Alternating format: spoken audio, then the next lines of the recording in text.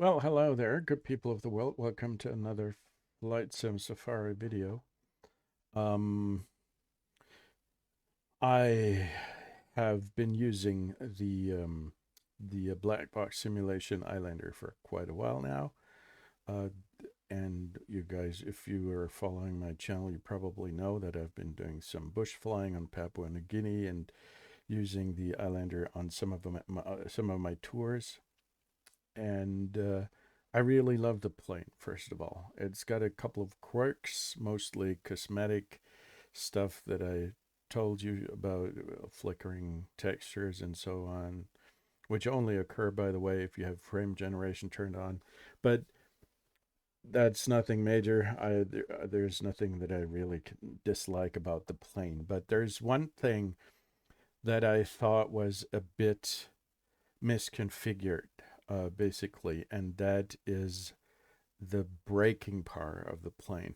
Um, I think that the brakes are not strong enough, considering that the Islander can really do some amazing STOL stuff, short takeoff and landing. It can land. It can take off after a couple of 100 feet. That's really easy to do. Uh, but landing on a very short runway in the black box simulation version is quite difficult. And I think that the main reason for this is that the braking power does not match what the real airplane can do. There are a couple of videos which show uh, the actual braking capability. Kind of. I cannot possibly measure the distance that the airplane uh, took to after touchdown until it actually stopped. But take a look at this video here, which at least gives you an idea how good the Islander is actually when it comes to braking after it has touched down. So the approach obviously is pretty slow, I guess somewhere in the 50s. Um, but then he's stepping on the brakes like nobody's business, and this thing is uh, basically stopping after like 250 feet. And that is an extraordinary achievement, considering the weight of the aircraft. And I mean, this is awesome. And I have not been able to replicate that with the brake setting that you get from Blackbox Simulation. So I'm gonna try to show you this in the simulator. We're gonna try to replicate this sort of um, just by making first of all make a flight and a touchdown with the Islander with a default configuration, and then I'm going to show you how to adjust the brake setting, and then we're going to do another landing and see how much of an effect it actually has. And I think that it's easy to do the adjustment because it's nothing more than a configuration file within the within the aircraft package in the community folder. So if there's anybody out there who thinks that his Islander is braking not good enough, then it's easy to to compensate for that. Okay, we're good to go. Let's see. I'm gonna push the throttle full forward, and then we're gonna accelerate to 60 knots.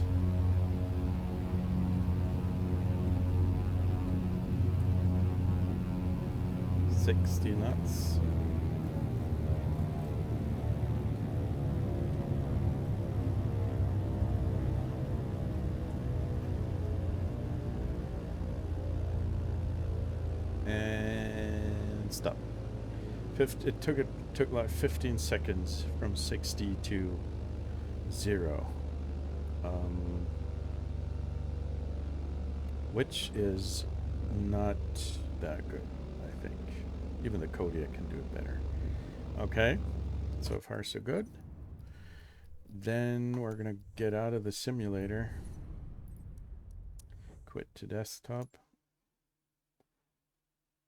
and then we're gonna make a little adjustment in the in a configuration file, you need to go to, you just go ahead and open your Explorer, and there's the community folder of the flight simulator. There are all kinds of tools to find out what the community folder is. In my case, it's app data in my home folder. There's app data, local packages, Microsoft Limitless, blah blah blah, local cache packages community. This is where my add-ons, my local add-ons are being stored. So there's the Blackbox Simulation BN2 Islander folder.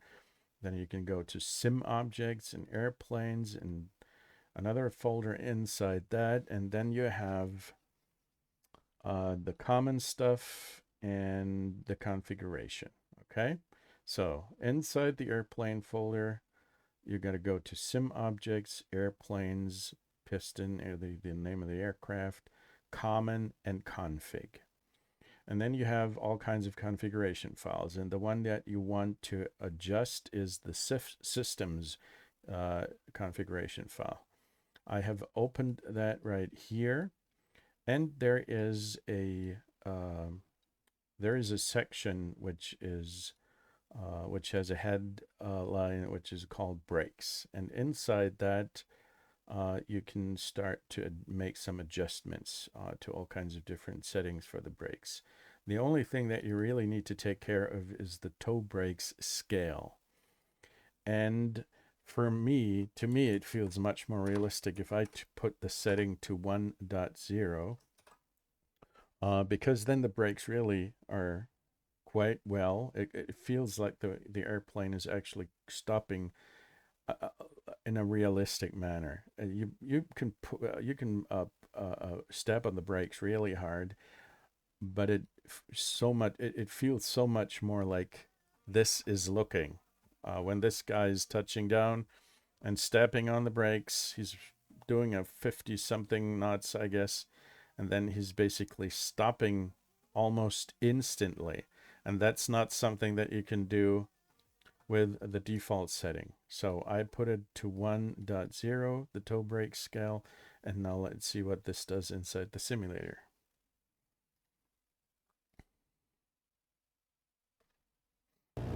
Okay, so we're back in the plane here.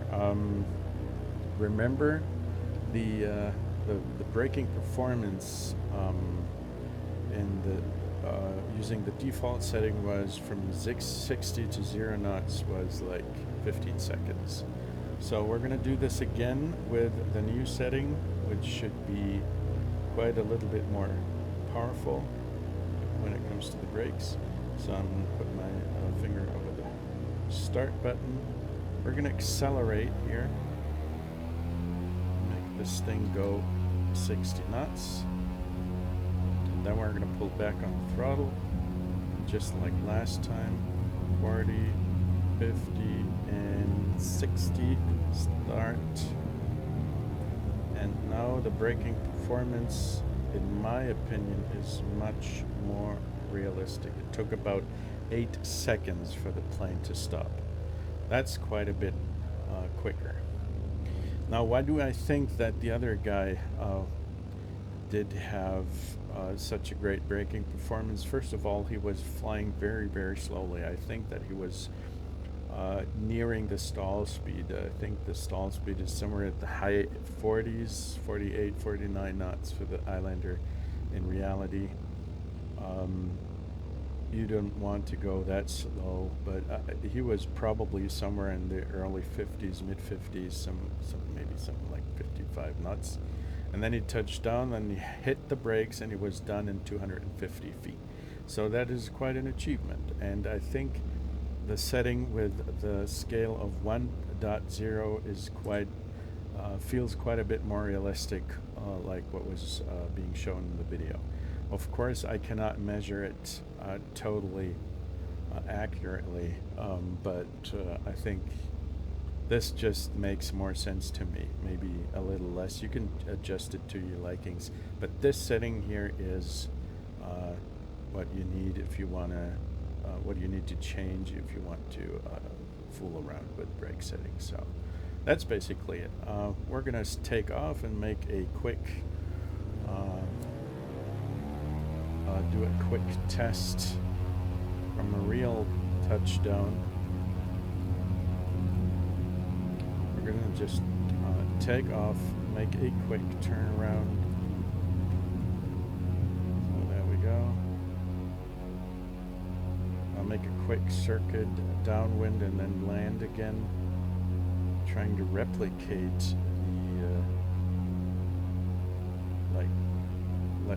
the approach with like 55 knots maybe. Of course, there are a couple of other variables that are that play a role. For example, how much weight you have, what the surface of the runway is, and that guy was landing on a dirt strip, so his braking performance would have been quite a little bit worse than looking at our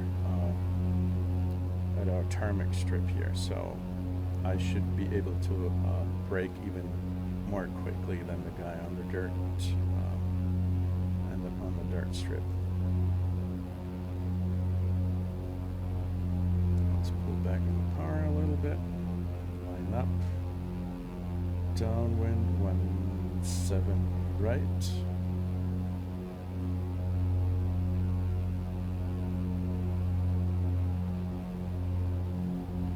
And after this little adjustment, I think the Islander is just, it feels perfect as a bush plane, because it really can brake very quickly and you can land on runways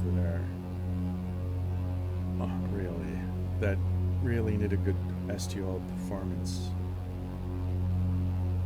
That kind of completes my personal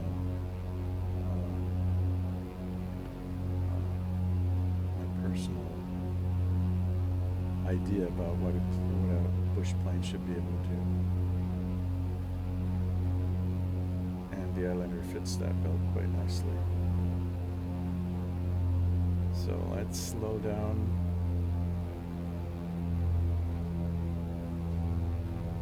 Flaps to full.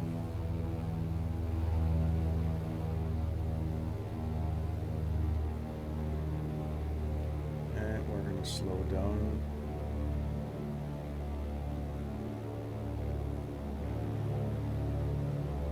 Take a look at what it really is.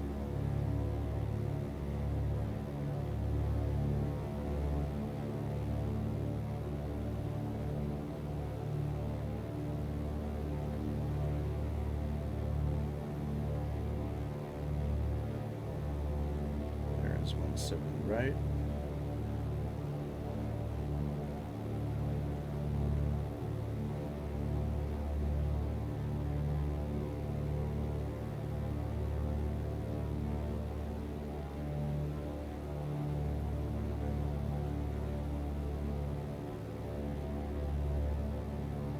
It's actually quite difficult to slow this thing down right now, despite the fact that we have headwind. Okay, come on. I want you somewhere in the mid-50s. Pull back on the yoke, lose some more airspeed.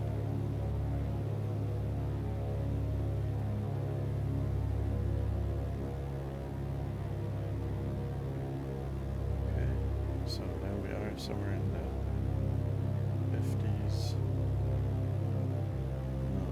Put the thing down. And stop. Right there. Yeah, that kind of feels more like it. Like the thing in the video. So there you go. This is my little tweak for the braking performance in the Islander. I hope it's helping you in some way, and I guess I'll see you in the next one. Take care.